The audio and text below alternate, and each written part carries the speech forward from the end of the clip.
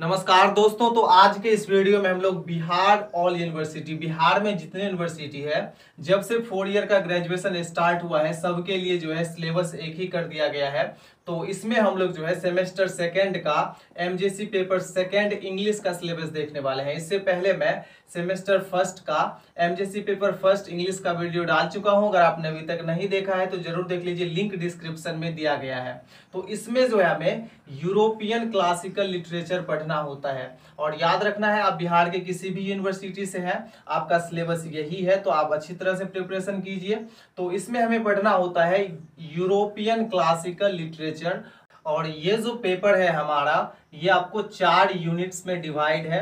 तो चलिए हम लोग देख लेते हैं कि क्या सब इसमें पढ़ना होता है। तो सबसे पहले यूनिट फर्स्ट में आपको होमर का पढ़ना होता है द इलियड, और ये जो है एक एपिक पोएम है द इलियड, जो होमर के द्वारा लिखा गया है और ये एक पोएम है। उसके बाद हम लोग इसमें देख लेते हैं कि यूनिट सेकंड में हमें क्या पढ़ना होता है। तो यूनिट सेकंड में आपको जो है सोफोक्लिस का पढ़ना होता है ओडिपस द किंग, और ये एक प्ले है ओडिपस द किंग, और ये एक नाटक है जो लिखा गया है सोफोक्लिस के द्वारा। तो ये हमें इसमें पढ़ना होता है। उसके बाद अगर हम यूनिट थर्ड की बात करें तो थर्ड यूनिट में आपको जो है प्लेटो का पढ़ना होता है द रिपब्लिक बुक का पार्ट 10 हमें पढ़ना होता है, और ये एक लिटरेरी क्रिटिसिज्म का बुक है द रिपब्लिक बुक 10, और ये एक क्रिटिसिज्म है जो प्लेटो के द्वारा लिखा गया है। तो ये हमें पढ़ना होता है। उसके बाद यूनिट 4 में हमें जो है अरिस्टोटल का पढ़ना होता है पोएटिक्स, ये भी जो है लिटरेरी क्रिटिसिज्म ही है।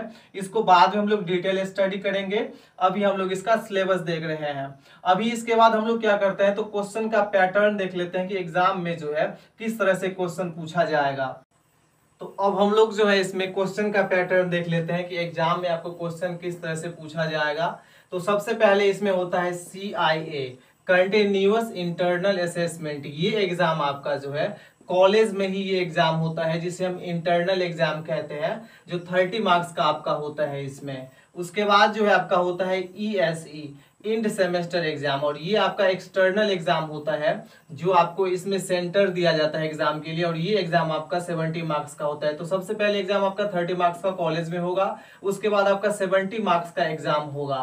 तो इसमें जो है आपको इंग्लिश के पेपर में 3 पार्ट में जो है क्वेश्चन का पैटर्न डिवाइड है। सबसे पहले जो है पार्ट ए में आपको कंपलसरी है, इसमें आपको 10 ऑब्जेक्टिव्स पूछा जाता है। 10 ऑब्जेक्टिव्स पूछा जाता है, एक ऑब्जेक्टिव 2 मार्क्स का होता है, तो ये आपका 20 मार्क्स का होता है।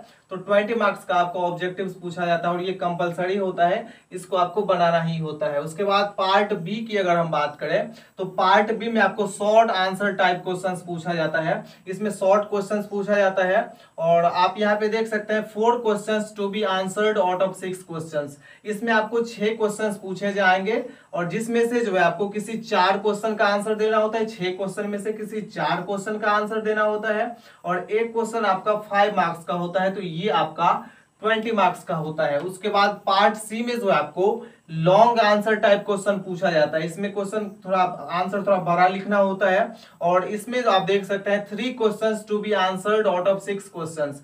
इसमें भी आपको 6 क्वेश्चंस पूछे जाएंगे, लेकिन आपको जो है इसमें से किसी 3 क्वेश्चन का आंसर देना होता है 6 क्वेश्चंस में से, और एक क्वेश्चन जो है ये 10 मार्क्स का होता है, किसी 3 का आंसर देना होता है, तो ये आपका 30 मार्क्स का होता है। तो यही आपका जो है क्वेश्चन पूछने का पैटर्न है। Thanks for watching.